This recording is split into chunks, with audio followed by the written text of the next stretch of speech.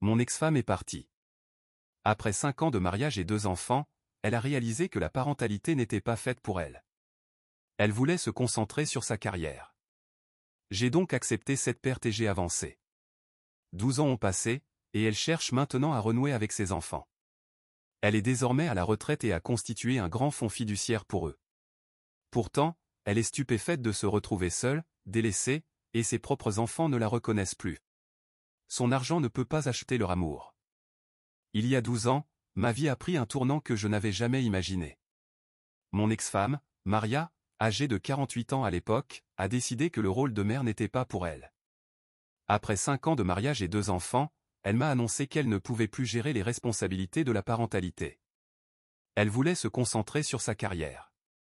Elle m'a dit qu'elle se sentait piégée par la vie de famille et qu'elle avait besoin de liberté pour réaliser son plein potentiel. Ce fut comme un coup de poignard. Un jour, je pensais que nous étions une équipe qui affrontait ensemble le chaos d'élever une famille, et le lendemain, je me retrouvais père célibataire de 2 enfants de moins de 5 ans, essayant de comprendre comment tout s'était effondré. Au début, je pensais que Maria finirait par changer d'avis, qu'elle était simplement submergée par la pression de la parentalité et qu'elle réaliserait finalement ce qu'elle abandonnait. Je nourrissais un mince espoir qu'elle se réveille un jour, qu'elle imagine les visages de Liam et Eva, et qu'elle décide qu'il valait la peine de se battre. Mais ce ne fut pas le cas. Elle est partie sans beaucoup d'explications, à peine un au revoir. Une semaine plus tard, j'ai reçu les papiers du divorce. La rapidité de tout cela était choquante. Un jour, nous étions une famille, fracturée certes, mais ensemble. Le lendemain, elle était partie. Elle n'a même pas cherché à obtenir la garde des enfants, pas même partagée. C'était comme si elle ne voulait pas de rappel de ce qu'elle avait laissé derrière elle. Le tribunal lui a ordonné de verser le minimum en pension alimentaire, ce qu'elle a accepté sans discuter. Puis, comme ça, elle a déménagé dans un autre état et a coupé tout contact. C'était comme si elle voulait nous effacer complètement de sa vie. Liam avait 5 ans à l'époque, assez grand pour remarquer et poser des questions. Il venait me voir avec ses grands yeux innocents et demandait « Où est maman ? Quand revient-elle ? » Comment répondre à cela ? Comment expliquer à un petit garçon que sa mère a choisi de partir ? J'ai fait de mon mieux, lui disant que maman devait s'absenter pour un moment. Mais cela ne l'empêchait pas de demander. Certains soirs, il attendait près de la fenêtre, scrutant l'allée, espérant que Maria arrive d'un moment à l'autre.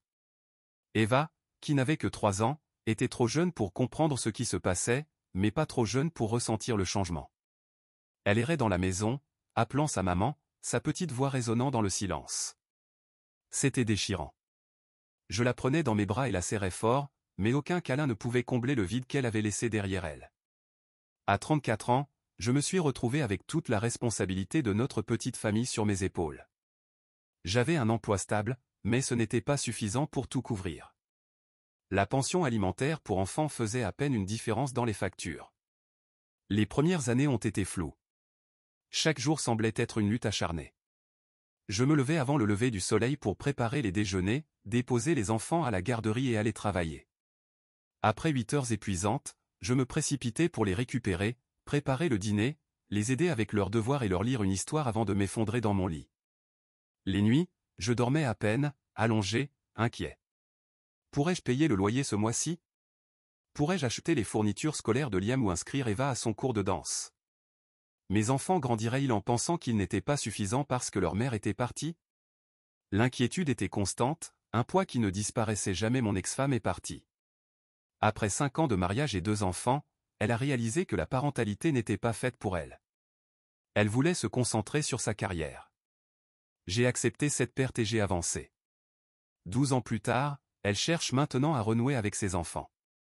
Retraitée, elle a constitué un fonds fiduciaire pour eux, mais elle reste stupéfaite d'être seule et rejetée. Ses enfants ne la reconnaissent plus, et son argent ne peut pas acheter leur amour. Il y a 12 ans, ma vie a pris un tournant inattendu. Mon ex-femme, Maria, âgée de 48 ans à l'époque, a décidé que le rôle de mère n'était pas pour elle. Après 5 ans de mariage et 2 enfants, elle m'a annoncé qu'elle ne pouvait plus gérer les responsabilités de la parentalité. Elle voulait se concentrer sur sa carrière, se sentant piégée par la vie de famille. Elle disait avoir besoin de liberté pour réaliser son plein potentiel. Ce fut comme un coup de poignard. Un jour, je pensais que nous étions une équipe affrontant ensemble les défis de la vie familiale. Le lendemain, je me retrouvais père célibataire de 2 enfants de moins de 5 ans, essayant de comprendre comment tout s'était effondré. Au début, j'espérais qu'elle changerait d'avis, qu'elle était simplement submergée par les pressions et qu'elle réaliserait ce qu'elle abandonnait. Je nourrissais l'espoir qu'elle se réveille un jour, imagine les visages de Liam et Ava, et décide qu'il valait la peine de se battre. Mais elle est partie, sans beaucoup d'explications, à peine un au revoir. Une semaine plus tard, j'ai reçu les papiers du divorce. La rapidité de tout cela était choquante. Un jour, nous étions une famille, même si imparfaite. Le lendemain, elle était partie. Elle n'a même pas cherché à obtenir la garde des enfants, pas même partagée. C'était comme si elle ne voulait aucun rappel de ce qu'elle avait laissé derrière elle. Le tribunal lui a ordonné de verser le minimum en pension alimentaire, ce qu'elle a accepté sans discuter. Ensuite, elle a déménagé dans un autre état et a coupé tout contact. C'était comme si elle voulait nous effacer de sa vie. Liam avait 5 ans à l'époque, assez grand pour poser des questions. Il venait me voir avec ses grands yeux innocents et demandait « Où est maman ? Quand revient-elle ? » Comment répondre à cela ? Je lui disais que maman devait s'absenter pour un moment, mais cela ne l'empêchait pas d'attendre, espérant qu'elle revienne. Ava, alors âgée de 3 ans, ne comprenait pas pleinement, mais elle ressentait le changement. Elle errait dans la maison, appelant sa maman d'une voix qui me brisait le cœur. Je la prenais dans mes bras, mais aucun câlin ne comblait le vide. À 34 ans, je portais toute la responsabilité de notre petite famille. Malgré un emploi stable, je luttais pour tout payer. Les premières années étaient floues, les réveils tôt, les courses, les repas à préparer, et les devoirs à superviser. Chaque jour était une bataille. 12 ans ont passé. Aujourd'hui, Liam, âgé de 20 ans, est en 2e année d'ingénierie. Ava, à 17 ans, est en terminale et envisage des universités prestigieuses. Malgré tout, ils sont devenus incroyables. Puis, soudainement, Maria a envoyé un courriel. Désormais retraitée après la vente d'une entreprise qu'elle avait aidé à bâtir, elle disait vouloir renouer avec les enfants, créer un fonds fiduciaire pour eux, et repartir à zéro. Je leur ai parlé de ce message. Liam était indifférent, disant qu'elle avait fait ses choix. Ava, furieuse, a déclaré qu'elle ne voulait rien avoir à faire avec elle. Après une conversation calme, les enfants ont refusé tout lien avec Maria, y compris son fonds fiduciaire. Liam a dit « Je ne veux pas d'argent de quelqu'un qui n'était même pas là pour mes anniversaires ». Ava, fidèle à son tempérament, a ajouté qu'accepter cet argent serait comme lui pardonner toutes ses absences. J'ai répondu à Maria, lui expliquant que les enfants ne voulaient pas d'elle dans leur vie. Elle a tenté de répondre, parlant de regrets et de solitude, mais il était trop tard. Ces absences avaient laissé des blessures profondes. Je pense qu'une partie de moi s'est toujours demandé ce que je dirais à Maria si elle revenait un jour. J'imaginais avoir ce grand moment où je pourrais enfin lui dire tout ce que j'avais retenu, la colère, la douleur, la trahison. Mais maintenant que ce moment est arrivé, je ne ressens pas le besoin de dire grand-chose. Je pense que c'est cela, grandir, réaliser que vous n'avez pas besoin de clôture de la part de la personne qui vous a blessé pour avancer. Quelques personnes ici ont partagé leurs histoires de reconnexion avec des parents éloignés, et je tiens à vous remercier pour cela. Cela m'a aidé d'entendre différents points de vue. Pour l'instant, je me concentre sur le soutien à Ava et Liam, alors qu'ils gèrent leurs sentiments face à cette situation. J'ai également décidé de reprendre une thérapie pour moi-même. J'en suivais une il y a des années, mais la vie est devenue chargée et j'ai laissé cela de côté. Toute cette situation a fait remonter beaucoup de sentiments non résolus que je ne savais même pas que j'avais encore. Il est temps de les affronter. À tous ceux qui lisent ceci et qui ont vécu une situation similaire, merci pour vos conseils et votre soutien. Ce n'est pas facile, mais cela aide de savoir que d'autres affrontent ces défis et en sortent plus forts. Je vous tiendrai au courant si quelque chose change, mais pour l'instant, nous nous concentrons sur la guérison et sur l'avenir, comme nous l'avons toujours fait. Mise à jour 2. Bonjour à tous. Lors de ma dernière mise à jour, je croyais vraiment que nous en avions fini avec toute cette situation. Maria avait pris contact, j'avais répondu au nom de mes enfants, et nous étions passés à autre chose, ou du moins c'est ce que je pensais. Malheureusement, la vie en a décidé autrement, et la situation a pris une tournure que je n'avais pas prévue. Maria s'est présentée chez nous. Oui, elle est venue sans prévenir, se tenant devant la maison et appelant Liam et moi pour ouvrir la porte. Ava n'était pas à la maison à ce moment-là, elle était au travail, et honnêtement, j'aurais préféré que Liam et moi ne soyons pas là non plus. La voir là, debout, avait quelque chose de déconcertant. Elle avait l'air désespérée. Une grande partie de moi voulait l'ignorer, mais une autre partie pensait que Liam devait la voir par lui-même, pour comprendre quel genre de personne elle était devenue. Contre mon meilleur jugement, j'ai ouvert la porte. Dès qu'elle est entrée, Maria a commencé un flot d'excuses et de justifications pour son passé. Elle a affirmé que tout ce qu'elle avait fait les années de silence, son focus sur sa carrière, son abandon total était pour nous. Elle insistait sur le fait qu'elle était partie pour créer un avenir meilleur pour Liam et Eva, pour leur offrir une vie de confort et de privilèges. Entendre cela était presque surréaliste, comme si elle avait réécrit l'histoire dans son esprit pour se faire passer pour l'héroïne d'une histoire inexistante. Liam restait là, les bras croisés, son visage impassible, mais son silence en disait long. Je pouvais dire qu'il ne croyait pas un seul mot, et moi non plus. Les paroles de Maria ne correspondaient pas à la réalité que nous avions vécue. Elle n'était pas partie pour nous fournir quoi que ce soit. Elle était partie parce qu'elle ne voulait pas des responsabilités d'une famille. Quand il est devenu clair que ni Liam ni moi ne réagissions comme elle l'espérait, Maria a changé de tactique. Elle s'est tournée vers Liam, adoucissant son ton, essayant de s'adresser directement à lui. Elle a commencé à parler de son avenir, mentionnant comment elle pourrait l'aider à voyager à travers le monde avant qu'il ne commence l'université. Elle a peint un tableau de vacances luxueuses, entièrement financé par elle, comme si cela suffirait à lui faire oublier les années de négligence.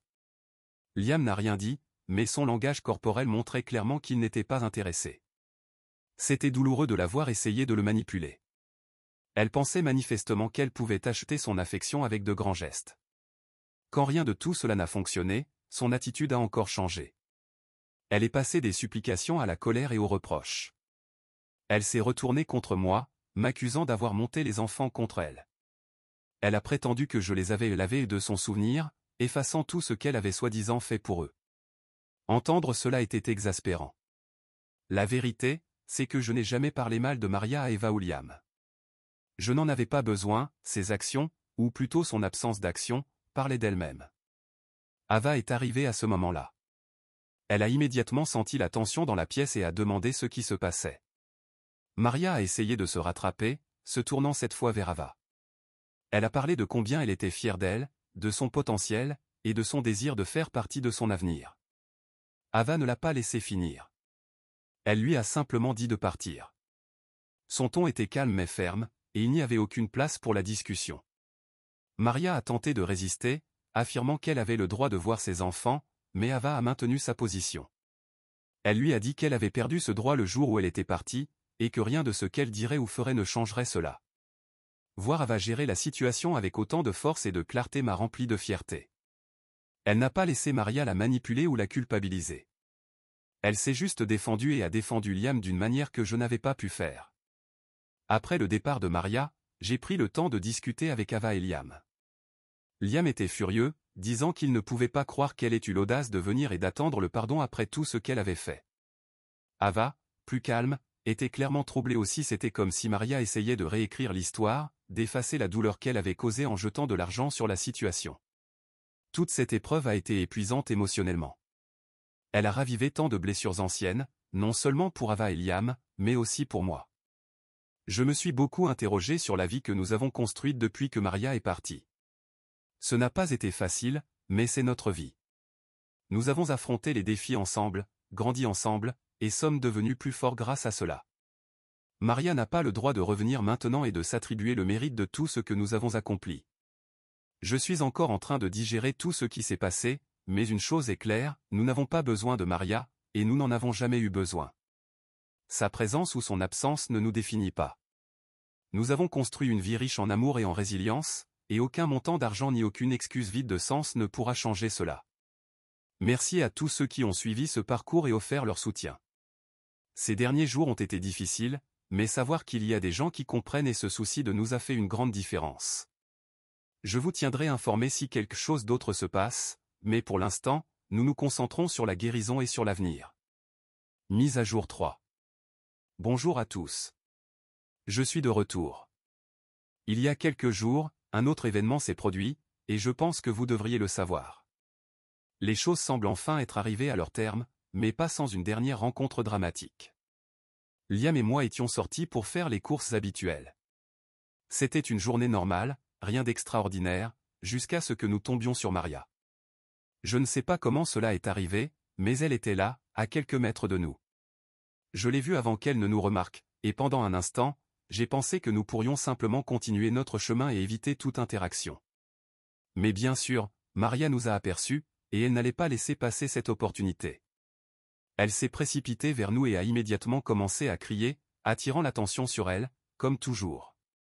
Elle m'a accusé de lui avoir pris ses enfants, me demandant si j'étais heureux maintenant que j'avais réussi à les monter contre elle. Elle était bruyante, en colère, et totalement inconsciente du fait que nous étions dans un lieu public. Liam est resté figé à côté de moi, et je pouvais sentir la tension monter en lui, tout comme en moi, alors que Maria continuait son discours furieux. C'est à ce moment-là que j'ai atteint mon point de rupture.